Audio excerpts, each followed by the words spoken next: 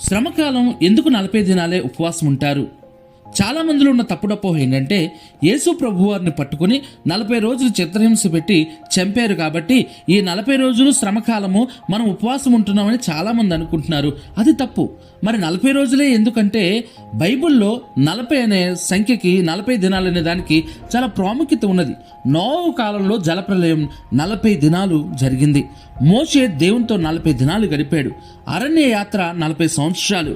మోసే సీనాయి కొండ మీద 40 రోజులు గడిపి 10 ఆజ్ఞలు తీసుకుని వచ్చాడు. కానాన్లో వేగుల వారు 40 రోజులు పర్యవేక్షణ చేశారు. ఏలియా దేవుడు ఇచ్చిన భోజన బలం చేత 40 రోజులు శక్తి పొందుకున్నాడు. నినివే వారికి యోనా 40 రోజులు తిరుగుతూ హెచ్చరిక తెలియజేశాడు. ఆఖరిగా ప్రాముఖ్యమైనది 40 రోజులు ఉపవాస దినాలు. ఎందుకంటే యేసు క్రీస్తు వారు బాప్తిజం పొందుకున్న తర్వాత 40 దినాలు ఉపవాసం ఉన్నాడు గనుక.